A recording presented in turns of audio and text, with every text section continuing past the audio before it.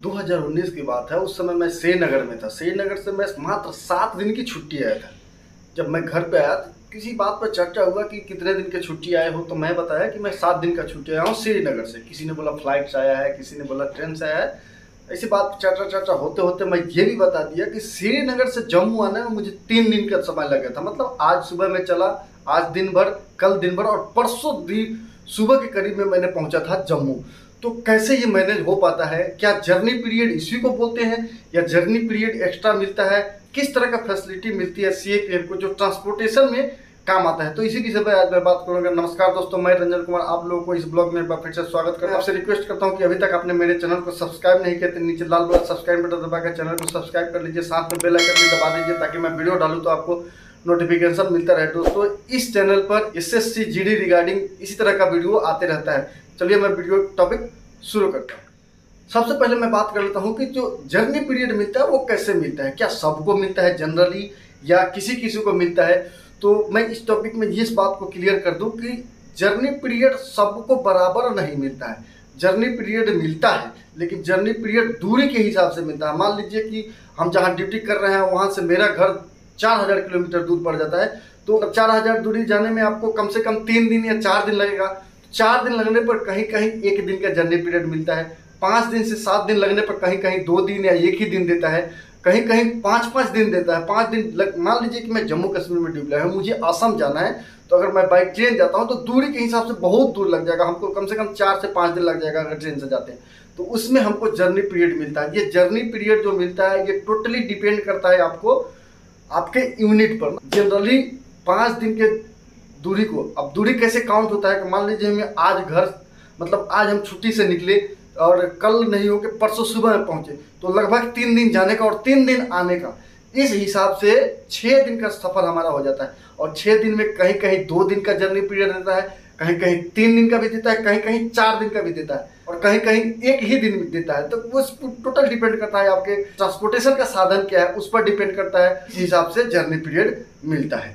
अब मैं बात करता हूँ क्या जर्नी पीरियड के रूप में ही जो एयर कुरियर होता है। एयर कुरियर बहुत दोस्तों को पता नहीं होगा। सीएपीएफ में एक फैसिलिटी ये भी है कि मान लीजिए कि अब किसी पहाड़ी इलाका में रहते हैं, जैसे तवांग दिरांग जो अरुणाचल प्रदेश में पड़ता है, तवांग दिरांग रहते हैं, तो वहाँ जाने के लिए क्या सुविधा है, या श्रीनगर में रहते हैं तो वहाँ जाने के लिए क्या सुविधा है। क्योंकि मैक्सिमम समय में ये वन वे रहता है। श्रीनगर से जम्मू का रास्ता जो है वन वे रहता है। वन वे का मतलब हुआ अगर इधर से गाड़ी जा रहा है तो सिर्फ आज के लिए जाएगा, उधर से गाड़ी आ रहा है तो सिर्फ आज के लिए आएगा, इसको वन वे बोलते हैं। तो वन वे मैक्सिमम समय वन वे रहता है। तो मान लीजिए हमारा छुट्टी है, हम छुट्टी से गए हैं, चाहे रिटर्न जा रहे हैं चाहे आ रहे हैं, तो ये हम तो ध्यान में नहीं रखता है, चाहे कोई नहीं रखता है। सीएपीएफ के ट्रांसपोर्टेशन के लिए फ्लाइट का भी सेवा उपलब्ध है। और फ्लाइट का सेवा आपको हाई एल्टीट्यूड के लिए होता है।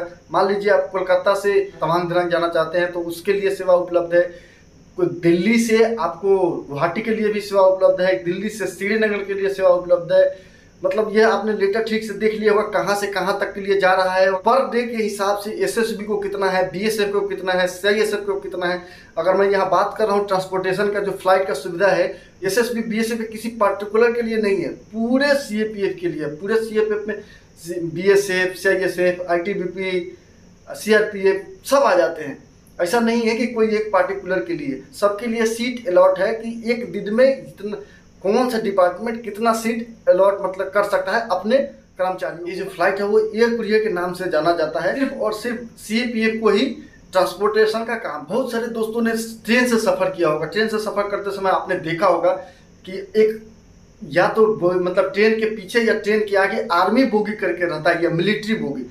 इसका क्या मतलब है? क्या इसमें सीएपीएफ वाले भी जा सकते हैं या नहीं जा सकते हैं? तो देखिए मैं इस बात को क्लियर कर दूं कि आर्मी बोगी जो होता है, मिलिट्री बोगी, इसमें सिर्फ मिलिट्री वाले ही जाते हैं।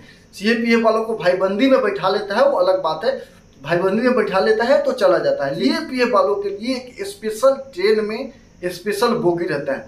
हाल कुछ दिनों से ये चला आ रहा है, चूँकि मैंने अवध असम का बहुत सारे सफ़र किया है। अवध असम से, असम से मतलब असम से अपने घर आने में अवध असम का सफ़र किया। उसमें एक सीएपीएफ बोगी हुआ करती थी, वो भी फुल एसी 3rd ईयर का जो फुल एसी होता है उसमें हमने सफ़र किया है। उसका सिस्टम ये होता है, उसमें भी सेम यही है कि उसका टिकट हम या तो अपने यूनिट से करवाते हैं, अगर अपने यूनिट से नहीं करवाते हैं तो आपको ट्रेन में चढ़ने के बाद उसमें एक ड्यूटी लगा रहता है, किसी भी वो ड्यूटी अलर्ट हो जाता है, मतलब कभी सीआरपीएफ, मतलब वो 1 महीने के लिए सीआरपीएफ उसमें गार्ड करेगी, 1 महीना में बीएसएफ, 1 महीना में सीआईएसएफ, इसी तरह करके मतलब गार्डिंग के लिए बोगी में ड्यूटी लगा रहता है। तो आप वहाँ पे भी आके एक आपको टिकट पास मिल जाता है, उसमें आपको टिकट कटाने की जरूरत नहीं होती, टिकट पास मिल जाता है जो ट्रेन से उतरते समय स्टेशन पर काम आता है, ये टीटी चेक करने का।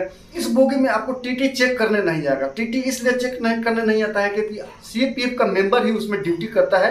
तो उसमें सीएपीएफ का मेंबर 4 या 5 आदमी वर्दी में अपना वेपन के साथ ड्यूटी लगा रहता है, तो उसमें आपको टीटी महोदय नहीं आते हैं। लेकिन जब टीटी नहीं आते तक अपने डेस्टिनेशन पर जब उतरेंगे तो स्टेशन से बाहर निकलते समय टीटी आपको रोका सकता है, इसीलिए ट्रेन में ही आपको एक पास दे दिया जाता है। अगर आपने टिकट बनवाया है तब भी, टिकट नहीं बनवाया है तब भी आपको एक पास मिल जाता है। आपको मैं फिर से बता दूं, टिकट काउंटर से नहीं बनता है, टिकट आपके यूनिट से, कहीं भी जहां से हैं आप, जिस बटालियन से हैं या जिस यूनिट से हैं या जिस भी विभाग से हैं, आपके हेड क्वार्टर में यूनिट में आपका एक पास बनता है, वहीं से आपको मिलता है। मैं अपने एक घटना बता रहा हूँ, मैं असम में था, असम में भूटान बॉर्डर पर था, वहाँ से घर आने में मेरे को सिर्फ 60 रुपये का खर्चा लगा था। अब सोच सकते हैं कि कितना फ़ायदेमंद होता है कभी कभी सफ़र करना।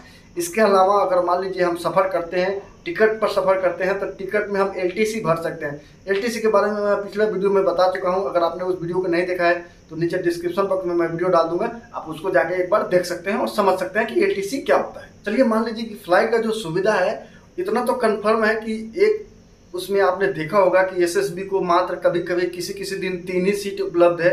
मान लीजिए अगर तवांग से नीचे आता है तो ऐसा तो है नहीं कि सिर्फ 3 ही जवान एसएसबी का छुट्टी आएगा। कोई भी पर्टिकुलर फौज का 3 या 4 सीट उपलब्ध है, 10 ज़्यादा से ज़्यादा सीट उपलब्ध है, तो 10 ही आदमी आएगा, इससे ज़्यादा भी हो सकता है। तो उसके लिए क्या सुविधा है, तो उसके लिए सुविधा होता है ट्रांजिट कैंप। ट्रांजिट कैंप एक ऐसा कैंप होता है जो एसएसबी के लिए, सारे एसएसबी के चाहे वो किसी भी यूनिट का हो, वहाँ पे आकर रिपोर्ट कर सकते हैं, वहाँ पे आकर रह सकते हैं। फिर वहाँ से रास्ता खुलने से या गाड़ी का जैसे कम्युनिकेशन का जो साधन होगा उस साधन से आप जा सकते हैं जिस विभाग से है। मान लीजिए कि मैं एसएसबी जो था, मेरे एसएसबी के सारे बटालियन के लिए ट्रांजिट कैंप एक ही होता है। जो भी एसएसबी के जवान उधर तवांग दिरांग में रहता है, जैसे अरुणाचल में रहता है, उधर भूटान बॉर्डर पर उधर का रास्ता भी है, वहाँ पे सुविधा 1 वे हो जाता है। जैसे इधर से गाड़ी जा रही तो जा ही रही है, उधर से आ रही है तो आ ही रही है, और उसमें भी छोटा गाड़ी है। प्लस अगर बारिश हो गया तो रास्ता ब्लॉकेज हो जाता है, उसमें बहुत सारे प्रॉब्लम होता है। तो उसके लिए सुविधा ये है कि वहाँ से चलिए तवांग दिरांग से अगर गाड़ी से चलते हैं 3 से 4 दिन या 5 दिन कभी कभी लग जाता है आपको नीचे आने में गुवाहाटी तक। तो उसके लिए ये है कि गुवाहाटी तक आने में जो 5 दिन लगा वो आपको छुट्टी में काउंट नहीं होगा। आप अपने ट्रांजिट कैंप में रिपोर्ट करेंगे, यहाँ से आपकी छुट्टी बना दी जाएगी, छुट्टी का एप्लीकेशन दे दिया जाएगा और छुट्टी बना दी जाएगी कि हाँ बंदा का यहाँ से छुट्टी शुरू हो गया। मान लीजिए कि मेरा 20 तारीख से छुट्टी शुरू होने वाला है, तो मेरे को वहाँ से 15 तारीख को या 16 तारीख को छोड़ दिया जाएगा। 15 या 16 तारीख से 20 तारीख तक मैं यहाँ आ जाऊँगा। तो जैसे मैं आऊँगा ट्रांजिट कैंप पे रिपोर्ट करेंगे, ट्रांजिट कैंप में मेरा लीव सर्टिफिकेट बनेगा कि ये बंदा 26 तारीख से छुट्टी जा रहा है। आपने जो 16 तारीख से जो 26 तारीख तक सफ़र किया, वो सफ़र सरकारी छुट्टी मतलब सरकारी दिन में गिनती होगा। ऐसा नहीं है कि आपको 16 तारीख से उधर से छोड़ दिया, आप 16 तारीख से आपका छुट्टी शुरू हो गया, ऐसा नहीं है। 26 तारीख को ट्रांजिट कैंप में रिपोर्ट किए, 25 तारीख को ट्रांजिट कैंप में रिपोर्ट किए और 26 तारीख से आपका छुट्टी शुरू हो गया। 30 दिन छुट्टी आने के बाद अपना जो भी छुट्टी था, छुट्टी काट के फिर आपको ट्रांजिट कैंप में रिपोर्ट करना है। और ट्रांजिट कैंप में मान लीजिए रिपोर्ट किए आपने 15 तारीख को, 15 तारीख से आपको ऊपर जाते जाते मतलब 20-25 तारीख हो गया, तो ये 10 दिन जो होगा, ये भी 10 दिन आपका ऑन ड्यूटी गिनती किया जाएगा। मतलब रास्ते में समय अवेल हो रहा है वो सरकारी होता है। तो ये कहीं कहीं सुविधा है, तवांग दिरांग के लिए सुविधा है और इधर जम्मू कश्मीर के लिए सुविधा है, कश्मीर के लिए सुविधा है। कश्मीर में रहने वालों को वहाँ से आके नीचे जम्मू में ट्रांजिट कैंप है, वहाँ पे रिपोर्ट करते हैं, वहाँ पे अपना छुट्टी मतलब वहाँ से छुट्टी शुरू हो जाती है। सभी फौज का यही रूल है, एसएसबी, बीएसएफ, सीआरपीएफ, सीआईएसएफ जो भी श्रीनगर में ड्यूटी करता है, अगर बाई बस आ रहे हैं चाहे बाई रोड आ रहे हैं, अपना गाड़ी से भी आते हैं तो आते हैं यहाँ पे ट्रांजिट कैंप पे अपना छुट्टी शुरू करवाते हैं और यहाँ से छुट्टी जाते हैं। पहाड़ी इलाका है, बारिश हो जाने से रास्ता ब्लॉकेज होता है, वो जो दिन खराब होता है, सरकारी ड्यूटी में दिन खराब होगा। कोई अब ये पूछ रहे हैं कि सर क्या अगर मान लीजिए कि हम ट्रांजिट कैंप से छुट्टी शुरू करवाते हैं तो क्या वो ट्रेन वाली सुविधा हम नहीं ले सकते हैं, या गुवाहाटी से दिल्ली के लिए फ्लाइट वाला सुविधा हम नहीं ले सकते हैं? आप बिल्कुल ले सकते हैं, लेकिन एक बात ये ध्यान में रहना होता है कि ट्रेन की टिकट आपने जब बनवाया है क्या क्या पता कि रास्ते में मतलब लैंडस्लाइड हो गया हो, आपका दिन जैसे 15 तारीख को पहुंचना था, आप 17 तारीख को ही ट्रांजिट कैब में पहुंचे हैं, तब क्या होगा, इस समय थोड़ा सा प्रॉब्लम हो जाता है। तो चलिए इस वीडियो में मैं इतना ही रखता हूँ। मैं उम्मीद करता हूँ कि आपको वीडियो बहुत इंफॉर्मेटिव लगी होगी। इंफॉर्मेटिव लगी हो तो वीडियो को लाइक करें, चैनल को सब्सक्राइब कर दें, साथ में बेल आइकन भी दबा दें ताकि मैं वीडियो डालूँ तो आपको नोटिफिकेशन मिलता रहे। चलिए फिर मिलते हैं अगले वीडियो में, तब तक के लिए नमस्कार, बाय बाय, जय हिंद।